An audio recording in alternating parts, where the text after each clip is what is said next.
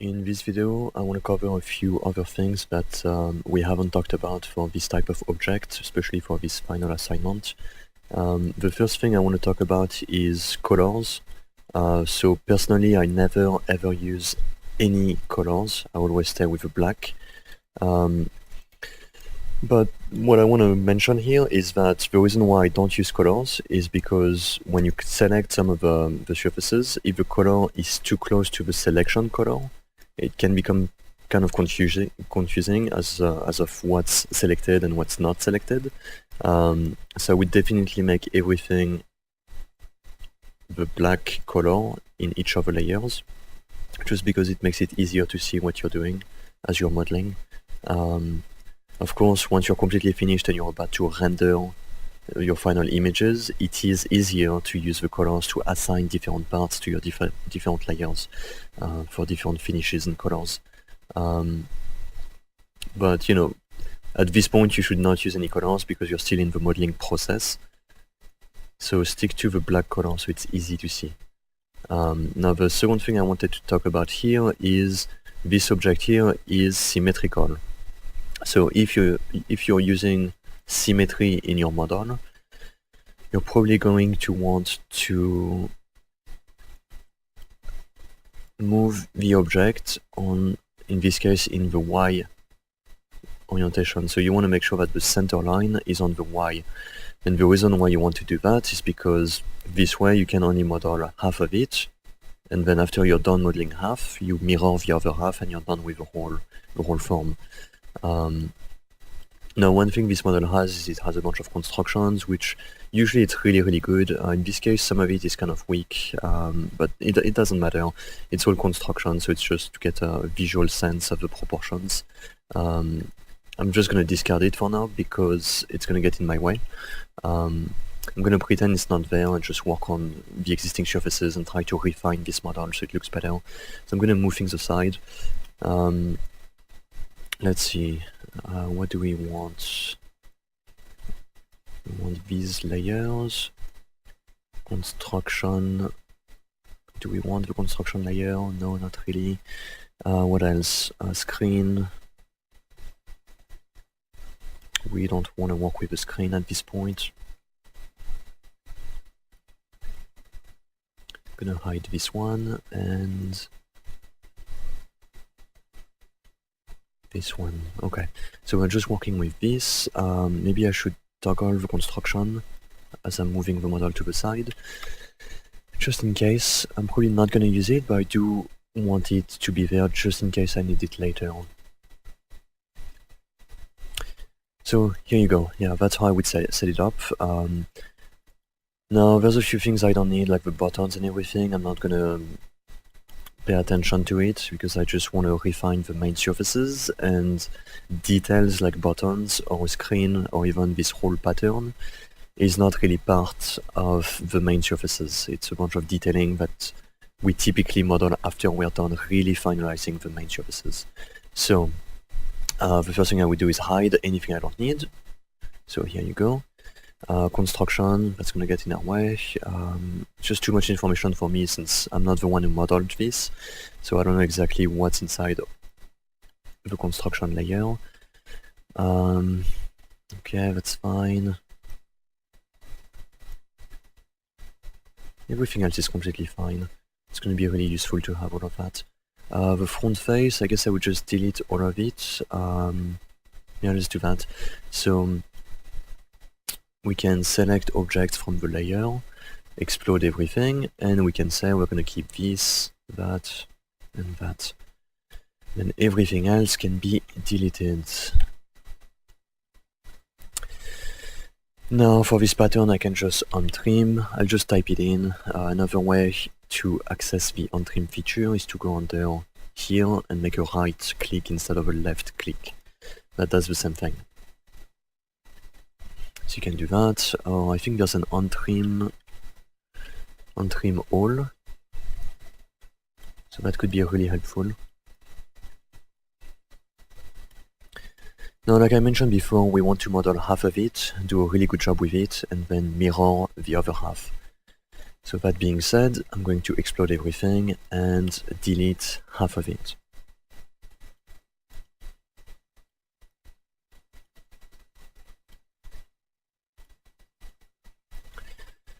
Okay, so once we have all of that, if we join these surfaces and have a look at them, you're gonna see that it doesn't look as good as you would expect. You can see there's a break in the reflection. Now another tool you can use here is you can analyze using, instead of a zebra, you can use the environment map. So this one basically just uses like a map which reflects onto the surfaces. And here you can clearly see that the reflections are problematic here. The curvature between that surface and the other one, it's not continuous. There's a break in the acceleration of the curvature from one surface to the next. So I'm going to go over how to fix it. That's really what I think is most important to this type of model. So I'm going to go in and explode everything so that we can select each of the surfaces as individual surfaces. And we're going to start with whatever is most important. So in this case, there's two things. There's this here is very, very important. And then this here is important. So as a 3D modeler, you need to kind of make up your mind as of what part of this model is the driving factor. So is the side driving the inside surface, or do you have a curve on the edge that dictates where one surface begins and where another surface begins? And there's just so many different ways to do it. Like you could do it with a single surface and then do more of a freeform technique. But I'm going to try to use the same approach that this person used and try to match the same design intent with the same type of curvature. So the first thing I would do is go under your curve, and I forgot which one it is. It must be this one. Yeah, curve from object. And so with a curve from object, you can duplicate an edge. So I'm going to duplicate edge and select each of these edges to go back to basically the original curves that we're going to want to use. This is very strange. This should not happen right there. Yeah, this should not happen here either. Okay, so we've got curves right here.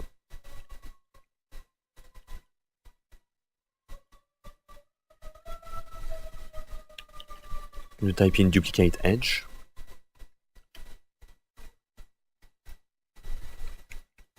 And I'm duplicating these edges right there. Okay, so at this point we can select, actually I'm gonna need more curves, so I'm gonna duplicate some of these curves here. No, it's not selecting it. Yeah, here you go, so select everything, and then once you're done with that, we're gonna do cell SRF. So what this is here is SEL means select, and SRF is for surfaces. So we're asking the software to select surfaces. So I'm selecting all of the surfaces, and then I'm going to go here and hide the selection. So now we basically have an outline of the curves that we're going to want to use.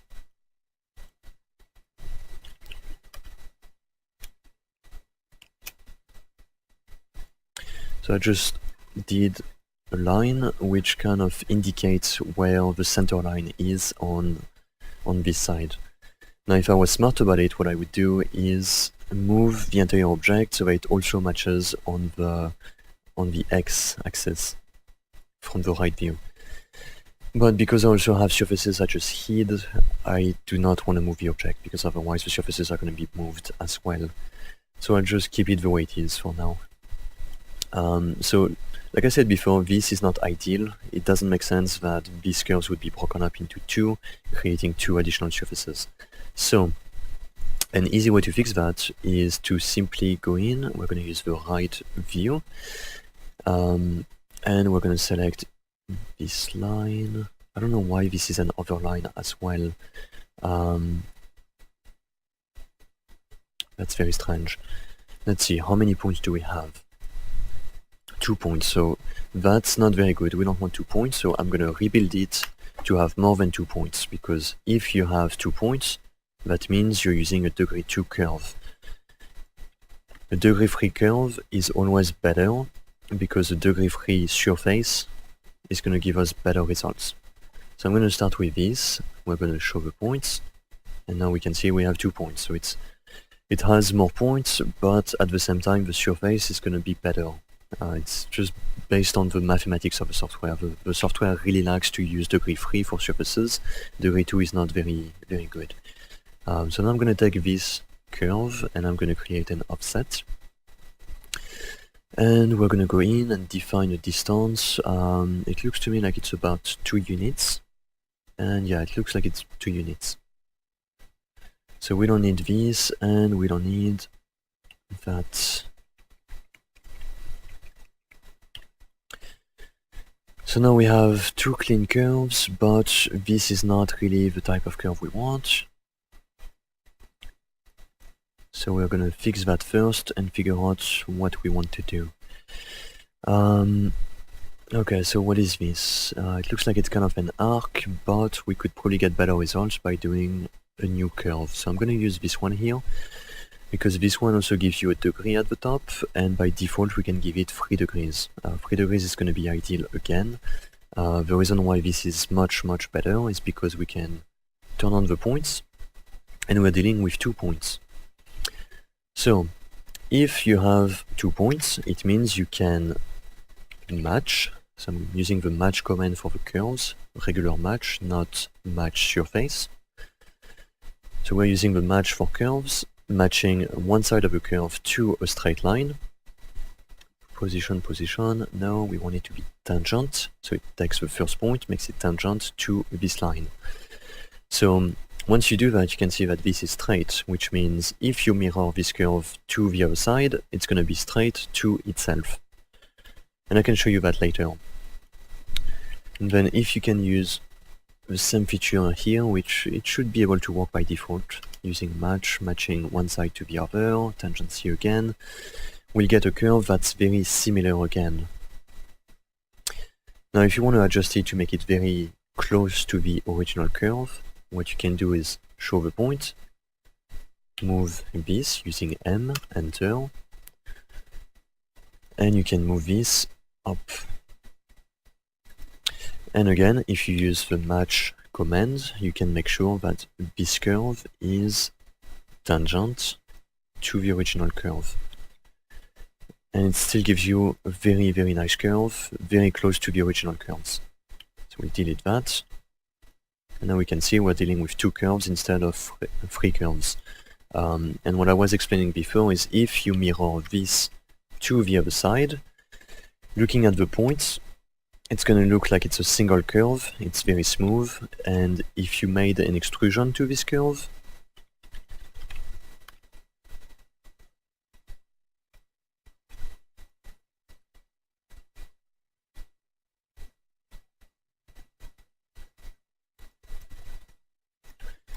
okay, there's something happening here. So from this view here it's fine, from the other view it's not, and it's because it's snapping to the default plane, which is the YZ plane that I'm using here. So this happens sometimes and it's completely fine. What you can do here to fix it is use the points. So now I can see all of the points which I'm seeing here, and I can select them, and they're going to be flat with the y-axis, and I can do set PT, and set PT is going to set the point, so PT is for point, from the x, y, z axis. So now you can choose which one you want. In this case, we're looking at this axis, we want to move them sideways. So we're looking at the x, we want to move them to the left or to the right on the x-axis from the top view. So we'll do set only the x using the world And then right away it snaps from the x-axis and it stays completely flat. So now if I move it sideways, we can snap it to this line.